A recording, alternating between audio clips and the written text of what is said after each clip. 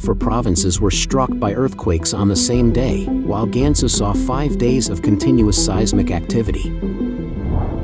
Female CCTV hosts are quitting one after the other, which might indicate high-level power struggles.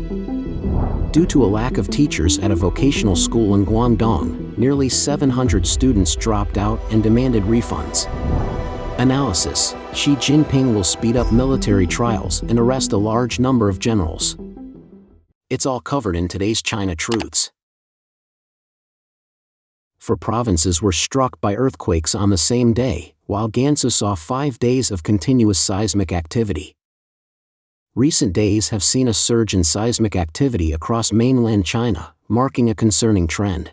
Over the last 3 days alone, a total of 11 earthquakes have rattled various regions. The province of Gansu has been grappling with a persistent daily occurrence of earthquakes since October 21, and on October 25, seismic events jolted regions spanning Jilin, Xinjiang, Tibet, and Gansu. Notably, on the same day, 4 provinces, including Jilin, experienced seismic tremors. The China Seismological Network has officially confirmed that a magnitude 4.0 earthquake struck Dunhua City in Yanbian Prefecture, Jilin, on October 25 at 12:48 p.m. Preliminary reports suggest that the earthquake was distinctly felt in Dunhua City, Yanbian Prefecture, and had ripple effects in neighboring areas, including Jilin City, Baishan City, and the Changbai Mountain Protection and Development Zone. Fortunately, there have been no reports of casualties or property damage. Even residents in more distant areas such as Changchun, Saiping, and Tunghua experienced the tremors. People from various locations recounted their moments of panic and surprise, emphasizing the rarity of such occurrences in Jilin. In addition to the recent earthquake in Jilin, seismic events have also occurred in Xinjiang, Tibet, and Gansu during the early morning hours of October 25. On October 24, the regions of Tibet, Xinjiang, and Gansu experienced seismic activity. According to official measurements from the China Seismological Network, a significant magnitude 5.5 earthquake occurred in Subei County, Jiuquan City, Gansu Province, at 1932 on October 24, with a focal depth of 10 kilometers. Looking back to October 23, seismic activity was noted in several regions, including Guangdong, Gansu, Qinghai, and Tibet. Notably, a magnitude 5.0 earthquake occurred in the waters off Nanao County, Shantou City, Guangdong Province, at 3:20 a.m. on that date, with a focal depth of 10 kilometers. Based on incomplete data, from October 1 until now, mainland China has witnessed a total of 48 earthquakes. Notably, Xinjiang experienced 5 earthquakes within 20 hours, while Gansu has encountered daily tremors for 5 consecutive days. These seismic events in various parts of mainland China have undoubtedly prompted discussions and raised alarm among the public. Many concerned individuals on social media have observed an increasing frequency of earthquakes lately. Their comments reflect growing unease with remarks like, "Why are there so many natural disasters today? There are earthquakes everywhere. Everyone must pay attention to safety, and what's been going on recently? There are 2 earthquakes of magnitude 4 or above every day these days, and the frequency has increased." Female CCTV hosts are quitting one after the other, which might indicate high-level power struggles. In recent developments, a wave of prominent female hosts have stepped down from their roles, with their departures intricately tied to the ongoing power struggles within the upper echelons of the Chinese Communist Party. On October 18, Xue Yishir made a significant announcement, bidding farewell to both CCTV and her 3-decade residence in Beijing. She revealed her new home in a breezy city via Weibo. Xue Yishir is the daughter of the renowned CCTV host, Xue Jinyi. She earned her degree in broadcasting and hosting from the Communication University of China and subsequently worked as a host on the CCTV sports channel. In the same vein, the landscape at CCTV has witnessed several notable departures. On October 9, Li Cici, a 9-time host of the CCTV Spring Festival Gala, took to social media to announce her resignation from CCTV. Merely 10 days later, another notable female host, Lu Fangfei, was notably absent from the latest roster of CCTV hosts released by the CCP's CCTV network on October 19. Her popularity surged as she hosted a series of high-profile programs, including Film and Television Simultaneous Sound and Happy China Tour on CCTV. Notably, she consecutively hosted the CCTV Spring Festival Gala for 3 years, from 2006 to 2008. This exodus also encompassed figures like Mesozoic host John Lei, the rising star Wanina, Ji Xiaojun from the International Channel, Lu Tianyi from the Sports Channel, and Meng Yufan from the Agriculture Channel. This surge of resignations within the confines of CCTV has seized public attention. CCTV has often been dubbed the harem of Zongnanhai, alluding to the perceived complex and intimate relationships between many female hosts and senior CCP officials. Even before Li Cici departed from CCTV, there were swirling rumors linking Li Cici, Ouyang Shadan, and Dong Qing to the Sun Lijun case, prompting investigations.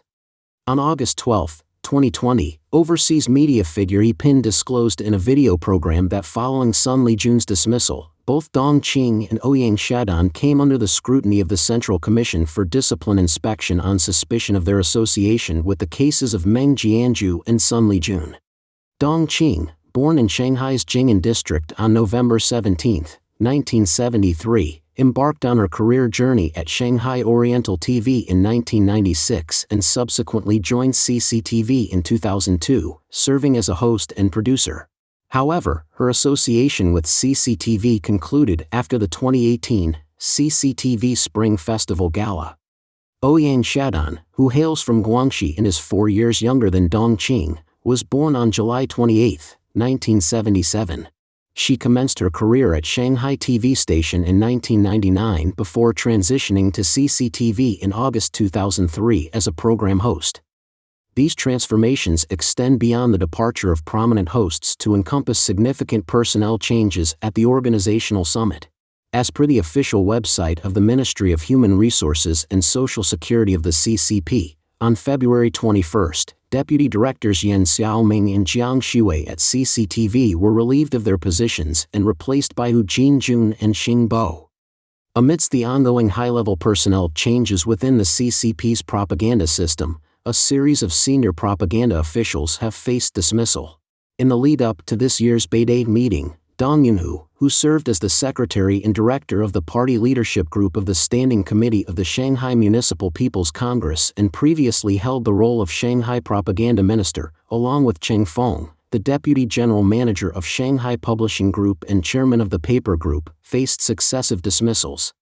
Shortly after the Beidai meeting, Su Ti of the Yunnan Daily Newspaper Group, who previously held positions as the party secretary, president, and chairman of Yunnan Press and Media Group, and Song Lin, who formerly served as a party committee member and deputy general manager of Guizhou Radio and Television Media Group, both tendered their resignations. Political commentator Li Yanming, in an interview with the Epoch Times on October 23, highlighted that following the 20th National Congress of the CCP, individuals like Wang Huning and his associates were reassigned away from the propaganda system. In their stead, Xi Jinping's close confidants, Kai Chi and Li Shilei, assumed roles as overseers of the propaganda and ideological system. Concurrently, the Central Propaganda Department, as well as CCTV and other party media outlets, have undergone substantial personnel reconfigurations. The sequence of senior publicity officials being removed both before and after the Beidai meeting, coupled with the resignations of multiple CCTV hosts, underscores that the publicity system has emerged as a key target of Xi Jinping's ongoing purges. Due to a lack of teachers at a vocational school in Guangdong, nearly 700 students dropped out and demanded refunds. In a startling revelation, a vocational school located in Qingyuan City, Guangdong Province, recently came under scrutiny for a concerning predicament: the absence of on-site instructors. This shocking situation resulted in nearly 700 first-year students collectively dropping out and seeking refunds. The ensuing public outrage has cast a spotlight on the matter. As detailed in a report aired on October 25 by Guangdong radio and television stations Today's Concern, all these students are fresh entrants to Disheng Health Vocational and Technical School this year. Astonishingly, the school has grappled with a conspicuous absence of in-person educators right from the outset of the academic calendar. Instead, the the students have been confined to receiving instruction through online courses within the confines of the school premises, a situation that has failed to resonate with the students. The school's official stance on this unorthodox pedagogical approach is framed as a policy to foster digital education, aimed at encouraging students to undertake self-study and cultivate self-discipline. However, parents and critics have voiced vehement objections to this explanation. They argue that if students possessed the capability for self-directed learning, they would not have opted for a vocational school in the first place and may have pursued a traditional high school education. Ms. Lee, a concerned parent, has brought to light a disconcerting situation at the school. She remarked, "There are no teachers present daily, and the students are essentially left to fend for themselves. Each grade consists of 7 classes, yet all these classes share a single instructor. It raises the question of how students can be adequately educated under such circumstances. Initially, we didn't anticipate such a large influx of students, but when it materialized, there were still no teachers in sight for an extended duration. It seemed as though the school's primary aim was profit rather than education." Numerous parents echo these sentiments, alleging that Dishing Vocational School has admitted an excessive number of over 1,600 students, leaving a glaring shortage of educators. Consequently, a substantial number of parents have recently converged on the school premises, fervently demanding refunds and withdrawals. Perturbed parents shared that they had paid over 10,000 yuan, about $1,366, in fees to the school, only to witness a significant number of students opting to leave. Parents attempting to withdraw their children from the school alleged that the institution was uncooperative in providing full fee refunds. It has come to light that the vocational school faces a glaring disparity between its promotional claims and the actual educational scenario. Students initially paid tuition fees ranging from 3,500 to 25,000 yuan, $478 to $3,416, when enrolling, but are now grappling with the challenge of receiving only partial reimbursements upon withdrawal. In response to the predicament, Zhang Jieji, the school office director, acknowledged the issue of teacher shortages in classrooms had been addressed. Additional faculty members have been deployed to resume classes. However, she refrained from providing further details in response to other inquiries. On October 25, the online discussion topic titled "Nearly 700 Students from a School in Guangdong Dropped Out en masse" claimed the top spot in Baidu's trending searches. Internet users voiced concerns, pondering whether there was a substantial distinction between vocational schools with adequate teaching staff and those facing teacher shortages, or if the differences were negligible.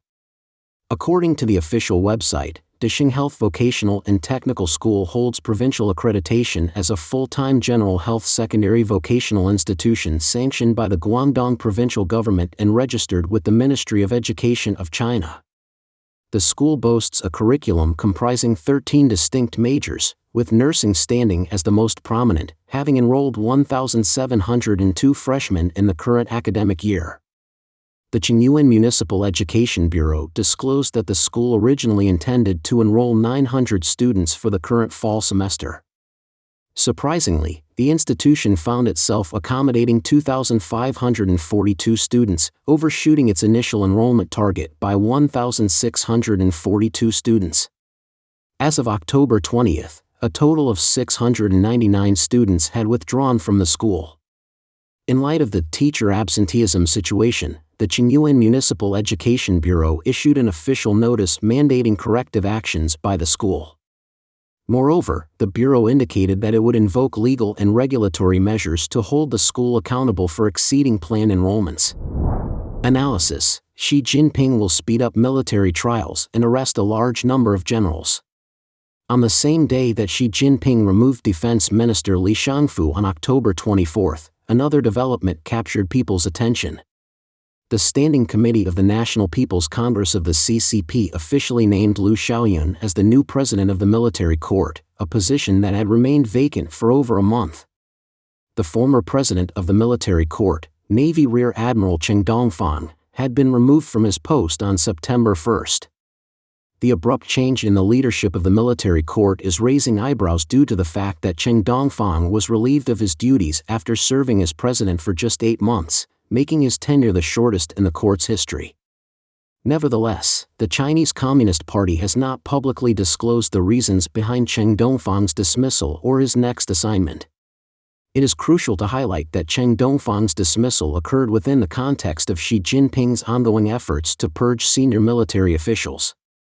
Widespread speculation and rumors suggest that numerous generals, spanning from the rocket force to other segments of the military-industrial complex, have come under investigation, including Defense Minister Li Shangfu. Consequently, public sentiment leans towards the belief that Chen Dongfang's resignation might have been prompted by serious lapses in his duties. Jiang Weiping, a reporter well-versed in the inner workings of the CCP's military affairs, emphasized the pivotal role of the president of the military court in the context of Xi Jinping's extensive military purge. In his self-media program last month, Jiang Weiping pointed to the primary reason for Chen Dongfang's removal, which was a delay in handling the case of former Air Force General Liu Yazhou.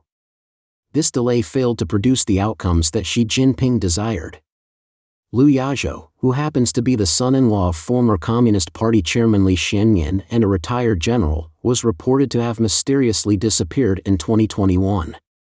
It wasn't until March of this year that the media began to report on serious corruption allegations against Liu Yazhou, hinting at a potential death penalty with a 2-year suspended sentence as a punishment. Since then, there has been a conspicuous absence of updates regarding Liu Yazhou's case, and the Chinese Communist Party has yet to provide official confirmation. Jiang Weiping remarked, Chen Dongfang's actions appear to be in defiance of the leadership. Xi Jinping is presently conducting a swift military purge, resulting in the arrest of numerous generals. Xi intends to expedite the trial process, possibly through a streamlined approach, but how long has Chen Dongfang been deliberating Liu Yazhou's case? The lack of a verdict is unlikely to meet Xi's expectations. There is limited publicly available background information about Liu Xiaoyun. However, based on his public statements, it is evident that he places significant emphasis on his political standing and aligns himself with Xi Jinping. Notably, Liu Xiaoyun previously held the position of Deputy Prosecutor General at the Military Procuratorate. Jiang Weiping has foreseen that under the leadership of the new compliant president of the military court, legal proceedings will be expedited in alignment with Xi Jinping's directives, potentially leading to the incarceration of numerous military generals. Recently, key figures like Foreign Minister Qin Gang and Defense Minister Li Shangfu, both personally endorsed by Xi Jinping, have stepped down from their positions. Additionally, Xi's creations, the Chinese Communist Rocket Force, and the Military General Armament Department have faced a wave of purges, including the arrest of former commanders and deputy commanders from the Rocket Force, and reports of investigations into senior military officials have continued to surface. Political analyst Zheng Yuan emphasizes that not only must Xi Jinping grapple with the situation involving figures like Li Shangfu, but he also needs to determine how to handle other members of the military commission. These decisions encompass whether individuals should remain within the military ranks or be removed and how these actions should be communicated. The turmoil within the Chinese Communist Party's military establishment remains far from being fully resolved. The appointment of a new Minister of Defense is only one piece of the puzzle. Restoring and maintaining the military's morale proves to be a complex task, and distinguishing individuals who do not pose a threat to Xi Jinping's security is an even greater challenge. As of now, the Chinese Communist Party has not officially disclosed the successor to the position of defense minister. The 10th Xiangshan Forum of the CCP took place in Beijing from October 29 to 31. Traditionally, the Minister of Defense delivers a significant address at the Xiangshan Forum and meets with visiting delegations. The world is eagerly anticipating who will step into this role. Currently, Liu Zhenli, the Chief of Staff of the Joint Staff Department of the Central Military Commission, stands out as the most likely candidate to assume the role of CCP Defense Minister. Nonetheless, rumors are circulating that, in the interest of stability, He Weidong, the second-ranked vice chairman of the Central Military Commission, might also take up the position of defense minister. Don't forget to leave a comment in the section below to share your opinions on today's topic with us. Make sure to like and subscribe to see more interesting topics from China Truths.